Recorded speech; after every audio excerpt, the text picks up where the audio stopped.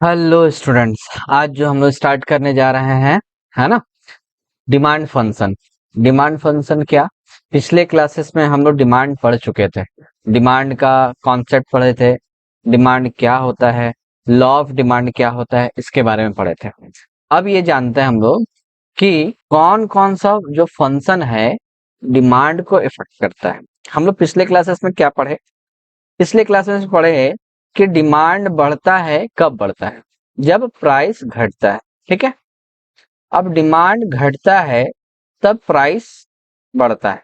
ठीक है, इसके बारे में पढ़े, यही तो लॉ ऑफ डिमांड था, लॉ ऑफ डिमांड। ठीक है, यही तो हम लोग पढ़े पिछले क्लासेस में। ठीक है, लेकिन अब फंक्शन है, कोई जरूरी है कि हमेशा प्राइस ही इफेक्ट होगा? और भी तो सारा चीज होता है, क्योंकि हम लोग पढ़े थे अदर थिंग्स के बारे में। अदर थिंग्स, अदर थिंग्स क्या होता है कि इसको कांस्टेंट मानते थे हम लोग, कांस्टेंट अदर थिंग्स में। ठीक है ना, इसका मतलब ये सब आइटम भी किसको इफेक्ट करेगा, डिमांड को इफेक्ट करेगा। ठीक है, लेकिन इसको हम लोग कांस्टेंट मान के चलते थे, किस केस के लिए, जब डिमांड, लॉ ऑफ डिमांड था तब। ठीक है ना, लेकिन अब इसको धीरे धीरे एक्सप्लेन करेंगे। ठीक है, चलिए चलते हैं। देखिए डिमांड फंक्शन क्या लिखा है। Demand function explain the functional relationship between the demand of commodities and determinants of the demand. Functional relationship तो बताएगा ही, साथ साथ उसका डिटर्मिनेंट्स क्या होता है उसका बताएगा। Can be explain the following equation. तो देखिए यहाँ पे एक इक्वेशन लिखा हुआ है, उसके बारे में हम लोग डिस्कस करते हैं।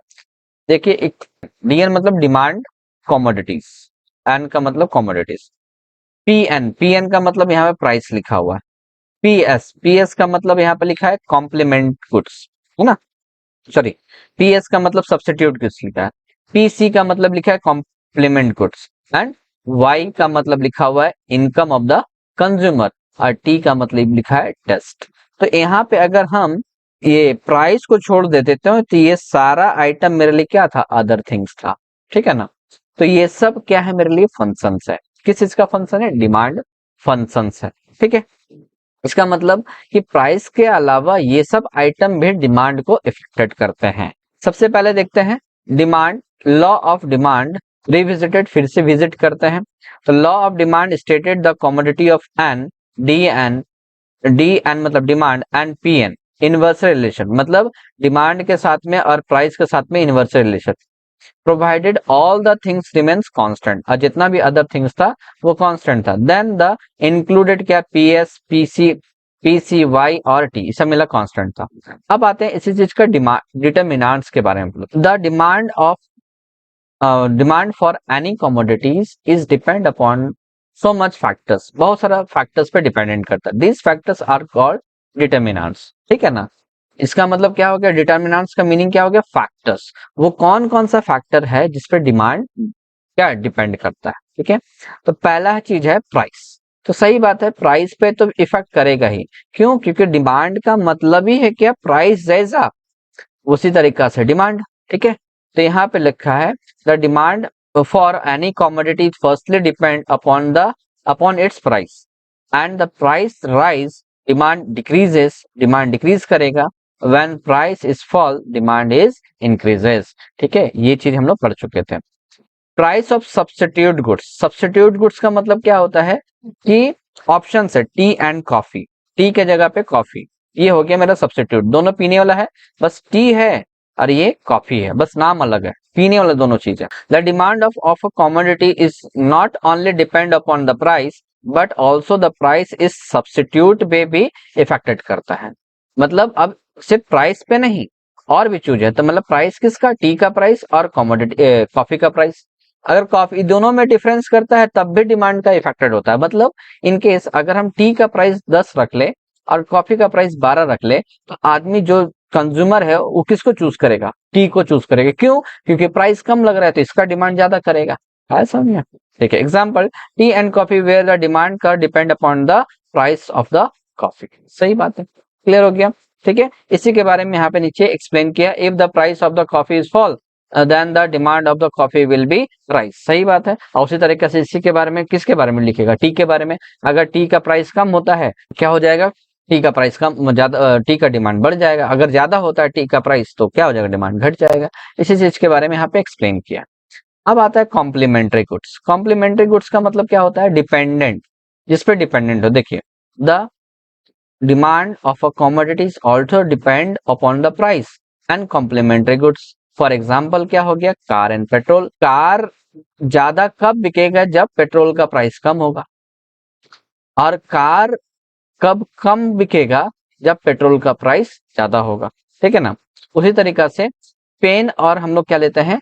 एक पेन और रिफिल का भी एग्जांपल ले सकते हैं हम लोग, पेन और रिफिल का। अगर पेन इंक का प्राइस बढ़ गया तो पेन का डिमांड ऑटोमेटिकली गिर जाएगा। क्यों? क्योंकि इंक का प्राइस बढ़ गया तो जाहिर सी बात है पेन का प्राइस ऑटोमेटिकली राइज कर जाएगा।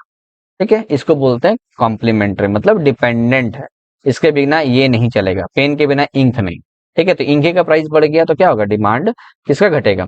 पेन का घट जाएगा। ठीक है, देखो यहाँ पे क्या लिखा हुआ है? If the rice price of the petrol rise, the demand of a petrol will fall. Fall कम, डिमांड कम हो जाएगा पेट्रोल का। When law of demand is depends on the commodity complementary goods of a car, people will be reduce the demand of the car। सही बात है, काम car का डिमांड कम हो जाएगा। क्यों? क्योंकि प्राइस बढ़ गया किस चीज का? पेट्रोल का। प्राइस अगर घटेगा तो पेट्रोल कार का डिमांड बढ़ेगा। ठीक है, चलिए आगे चलते हैं। नेक्स्ट 4 पॉइंट है, देखिए यहाँ पे लिखा इनकम ऑफ द कंज्यूमर। तो यहाँ पे नाम से ही समझ में आ रहा है इनकम किसका? कंज्यूमर का। तो इसका मतलब जो आदमी 500 रुपया कमा रहा होगा तो उसके अकॉर्डिंग वो डिमांड करेगा। अगर वो 5,000 कमा रहा होगा तो उसके अकॉर्डिंग डिमांड करेगा। अगर कोई आदमी 50,000 कमा रहा होगा तो उसके अकॉर्डिंग डिमांड करेगा। इसका मतलब इनकम भी वैसा फैक्टर है जो डिमांड को बढ़ाता और घटाता है। अगर इनकम कम है तो कम डिमांड करेंगे, इनकम ज्यादा है तो ज्यादा डिमांड करेंगे। खत्म। ठीक है, नंबर 5 पॉइंट आता है। 5 पॉइंट क्या बोलता है मेरा? Taste and preference. Taste and preference of the consumer can be determine demand of the commodity when the taste is change. अगर टेस्ट अपना चेंज किए तो demand of the commodity is also change. जैसे example के तौर पे, जैसे हम मान लेते हैं यहाँ पे पिज्जा और ले लिए पास्ता। ठीक है, तो पहले आपको पास्ता बहुत ज्यादा अच्छा लगता था, ठीक है ना? लेकिन अब पास्ता खाने का मन नहीं कर रहा है, अब क्या खाने का मन कर रहा है? पिज्जा खाने का मन कर रहा है। तो इसका मतलब अब क्या हो गया? पास्ता का डिमांड घटा करके पिज्जा का डिमांड को बढ़ा रहे हैं। तो आप अपना क्या चेंज किए? टेस्ट को चेंज किए तो डिमांड क्या हो गया? पिज्जा का बढ़ गया और पास्ता का घट गया। ठीक है, ये एग्जाम्पल था किस चीज का? टेस्ट एंड प्रेफरेंस का। क्लियर हो गया? अब उसी तरीका से मेरा किसका आता है? पॉपुलेशन का। पॉपुलेशन का, when the population is increases, when demand of a goods will increases. अगर पॉपुलेशन बढ़ता है तो गुड्स का डिमांड भी क्या होगा? इंक्रीज करेगा। When the population is decreases, then demand also भी डिक्रीजेस। ठीक है, तो यहाँ पे जो पॉपुलेशन का बात हो रहा है ना, यहाँ पॉपुलेशन को जो बात हो रहा है वो किसी एक लोकेलिटी को लेकर के चलना है। लोकेलिटी को लेकर चलना है, मतलब एक शेड्यूल एरिया का लेकर के चलना है, पूरे वर्ल्ड का नहीं, पूरे इंडिया का नहीं। ठीक है, एक एक पार्टिकुलर सेक्शन, मतलब पार्टिकुलर एरिया को लेकर। अगर उस एरिया में पॉपुलेशन बढ़ गया तो गुड्स का डिमांड भी बढ़ जाएगा। अगर पॉपुलेशन घट गया तो गुड्स का डिमांड भी क्या हो जाएगा? घट जाएगा। तो पॉपुलेशन बढ़ेगा घटेगा तो उसी हिसाब से डिमांड भी फ्लक्चुएट करेगा। ठीक है, अब आता है मेरा क्लाइमेट। क्लाइमेट के अकॉर्डिंग भी हम लोग डिमांड चेंज करते हैं। सही बात है, तो क्लाइमेट मतलब क्या है ना? वातावरण हम लोग का। ठीक है, अगर समर है, समर सीजन है, सीजन जिसको बोलते हैं ना, सीजन है, रेनी सीजन है, उसके बाद विंटर सीजन है। ठीक है, स्प्रिंग सीजन भी आता है। तो समर है तो भैया हम ठंडा का चीज तो डिमांड नहीं करेंगे। ठीक है, स्प्रिंग सीजन है, रेनी सीजन है तो भैया हम समर का चीज तो डिमांड नहीं करेंगे, है ना? यहाँ पे हमको रेनकोट चाहिए। विंटर सीजन है तो हम लोग को सूती कपड़ा तो नहीं चाहिए, यहाँ पे हमको गर्म कपड़ा चाहिए। ठीक है ना? तो क्लाइमेट के अकॉर्डिंग में डिमांड मेरा क्या होता है? बढ़ता है। और आते हैं मेरा टाइप ऑफ डिमांड में। डिमांड कितना टाइप का होता है? तो डिमांड देख लिए 3 टाइप का होता है। एक प्राइस डिमांड होता है, एक इनकम डिमांड होता है, एक क्रॉस डिमांड होता है। प्राइस डिमांड अभी जो हम लोग पढ़ रहे थे वो प्राइस ही डिमांड है। देख लीजिए, price demand explain the relationship between price of a commodity and demand for a commodities. Price पे डिपेंडेंट है। ठीक है, तो देखिए यहाँ पे एक डायग्राम बनाया गया है। फॉर्मूला क्या लगेगा? dx is equal to functional relationship between price. तो प्राइस ज्यादा है तो डिमांड भी क्या है? कम है।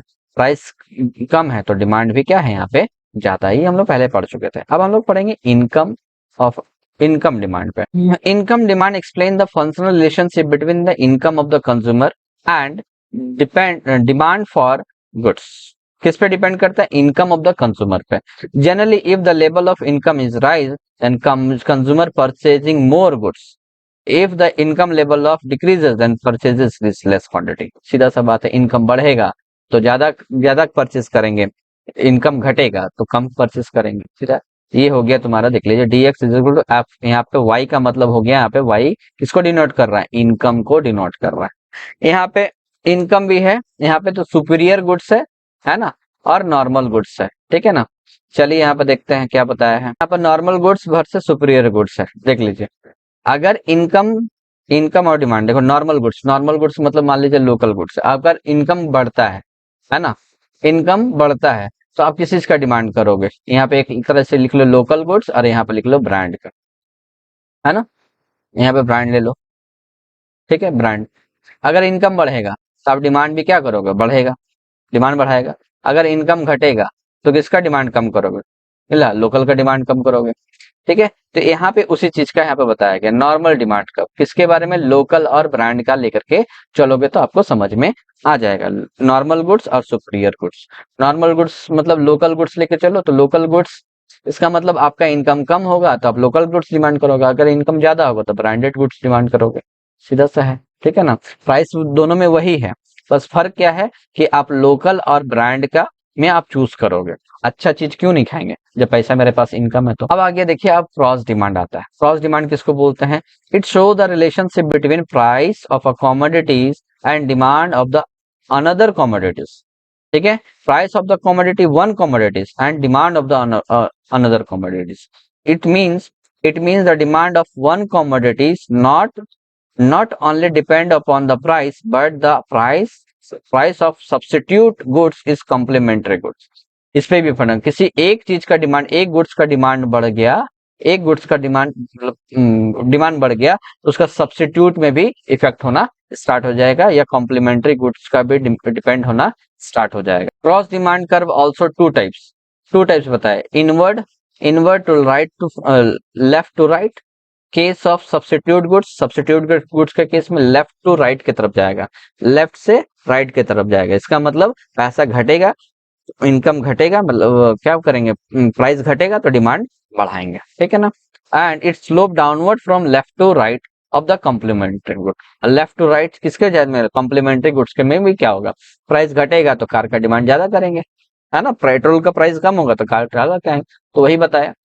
आते हैं substitute goods. One of the goods, if one goods is use in place of another goods, it satisfied some same wants, they were called substitute. मतलब एक की जगह, जैसे अभी बताया ना टी एंड कॉफी वाला, है ना। अगर हमको प्राइस, टी का प्राइस ज्यादा लग रहा है और कॉफी का प्राइस 10 रुपया है तो कॉफी ना पियेंगे, है ना। क्यों? क्योंकि सेम सेटिस्फेक्शन हमको दे रहा है ना। यहाँ पे क्या लिखा? सेटिस्फाइड सेम वांट्स, जो जरूरत है भाई हम ले लेंगे। Tea and coffee, pen and pencil, उसी तरीका से कॉम्प्लीमेंट्री गुड्स है। Complementary two goods, if two और more goods are used jointly to satisfy the single wants, they are called complementary goods. मतलब सिंगल यूज के बारे में बताया, देखो jointly satisfied single wants. Single wants का मतलब अगर हमको कार चाहिए तो पेट्रोल पे हमको देखना होगा, अगर हमको क्या चाहिए? कार चाहिए तो पेट्रोल पे डिपेंड करना हो पड़ जाएगा, और या तो हमको इंक पेन चाहिए तो हमको किस पे डिपेंड होना पड़ेगा? इंक पे डिपेंड होना होगा। देखो यहाँ पे मिल्क शुगर लिखा है, टी पाउडर लिखा है, ये सब क्या है मेरे लिए? कॉम्प्लीमेंट्री गुड्स है, डिपेंडेंट है, ठीक है ना। They are complementary of tea cement bricks iron etc. Clear हो गया?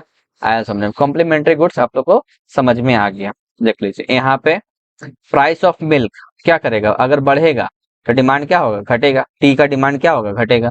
अब प्राइस ऑफ कॉफी अगर बढ़ रहा है तो यहाँ पे क्या हो रहा है? टी का डिमांड नहीं, डिमांड ऑफ टी, यहाँ पे क्या होगा? कॉफी का प्राइस बढ़ेगा तो डिमांड किसका बढ़ गया? टी का बढ़ गया, है ना। प्राइस ऑफ मिल्क का किस में क्या हो गया? यहाँ पे देखो कॉम्प्लीमेंट्री है, डिपेंडेंट है, यही सब्स्टिट्यूट है ना। कॉम्प्लीमेंट्री मतलब यहाँ पे क्या हो गया? मिल्क और टी ले लो, मिल्क और टी ले लिए तो मिल्क का प्राइस बढ़ेगा तो टी का डिमांड अपने घट जाएगा। क्यों? क्योंकि ज्यादा प्राइस बढ़ा देंगे टी का। यहाँ पे सब्स्टिट्यूट कर, कॉफी का प्राइस बढ़ा तो डिमांड किसका बढ़ेगा? कॉफी का नहीं बढ़ेगा, डिमांड किसका बढ़ेगा? टी का बढ़ जाएगा। क्यों? क्योंकि किसका प्राइस बढ़ा है? कॉफी का प्राइस बढ़ गया, कॉफी का प्राइस बढ़ गया है और टी का प्राइस जैसे था वैसे ही है, ठीक है ना। तो कॉफी के मुकाबले टी सस्ता पड़ रहा है, इसलिए टी का डिमांड ज्यादा हो जाएगा। देखते हैं change in demand, change in demand and change in quantity demand. तो सबसे पहला यहाँ पे पॉइंट बताया extension, extension and construction of demand. Extension और कंस्ट्रक्शन देखिए, एक्सटेंशन का मतलब क्या कि all other things remains constant, there the change in price and leads to the change in demand. मतलब यहाँ पे प्राइस वगैरह का फ्लक्चुएट कर रहा है। अगर प्राइस बढ़ रहा है, देखिए प्राइस बढ़ता है तो देखिए यहाँ पे क्या हो गया, डिमांड घट गया। अगर प्राइस घट गया तो देखिए यहाँ पे प्राइस डिमांड क्या हो गया, बढ़ गया। ये पुराना प्राइस है, ये पहला चीज है। नया प्राइस देखो, तो ये क्या हो गया, प्राइस घटा, प्राइस घटता है तो डिमांड बढ़ गया, देख लीजिए बढ़ गया। और यहाँ पे फिर एक और चीज, एक दूसरा केस दिखा, ठीक है। यहाँ पे क्या हो गया, बढ़ गया, प्राइस बढ़ गया, तो यहाँ पे डिमांड क्या हो गया, घट गया, ठीक है। एक्सटेंशन, एक्सटेंशन कब होगा, जब प्राइस बढ़ेगा, प्राइस घटेगा तब एक्सटेंशन होगा, और प्राइस घटेगा तो कंस्ट्रक्शन होगा। देख लीजिए, this change is demand called extension, extension in construction. When the price is decrease the demand is extended, मतलब एक्सटेंडेड करेगा, प्राइस विल बी इंक्रीजेस। अगर प्राइस इंक्रीज करता है, demand will be construction. Clear हो गया, ठीक है। दूसरा पॉइंट है हम लोग का increase and decrease in demand, increase and decrease in demand, increase and decrease in demand. When the price is constant, if there is change in other things that leads to change in the demand. मतलब यहाँ पे price अब क्या है, constant है, other things में changes आ रहा है, या तो बढ़ेगा या तो घटेगा। अदर थिंग्स मतलब देख लीजिए, अगर इनकम बढ़ेगा तो डिमांड क्या होगा, बढ़ेगा ना, है ना। अगर टेस्ट चेंज करेंगे, है ना, तो क्या होगा, डिमांड भी चेंजेस आएगा ना, बढ़ेगा या तो घटेगा, है ना। तो उसी तरीके से देख लीजिए, प्राइस में कोई चेंजेस नहीं है, आप किस में चेंजेस आए, अदर थिंग्स में। इनकम बढ़ेगा तो डिमांड बढ़ेंगे, लेकिन यहाँ पे इनकम बढ़ा तो डिमांड बढ़ गया, इनकम घटेगा तो डिमांड घट जाएगा। प्राइस विल बी सेम, पहले 5 रुपया का कुरकुरे था, आज भी 5 ही रुपया है। पहले आप 100 रुपया कमाते थे तो 5 रुपया ज्यादा लगता था, लेकिन अब आप 500 रुपया कमा रहे थे, 5 रुपया कम लगेगा, कि इनकम के अकॉर्डिंग प्राइस जो है कम लगता है, ठीक है। तो वही चीज यहाँ पे बताने का कोशिश किया है कि अगर इनकम, देखो अदर थिंग्स, हम सिर्फ इनकम का एग्जांपल लिए, सिर्फ इनकम का एग्जांपल लिए, तो अगर प्राइस, इनकम कम है तो प्राइस ज्यादा लगेगा, अगर इनकम ज्यादा है तो प्राइस कम लगेगा। तो यहाँ पे वही चीज बता रहे हैं, अगर इनकम ज्यादा है ना, तो डिमांड भी ज्यादा करोगे, इनकम कम है तो डिमांड भी कम करोगे, ठीक है ना। आई थिंक आप लोग को यहाँ तक समझ में आ चुका होगा। तो स्टूडेंट यहाँ तक आप लोग का डिमांड का टॉपिक यहाँ तक खत्म हो चुका।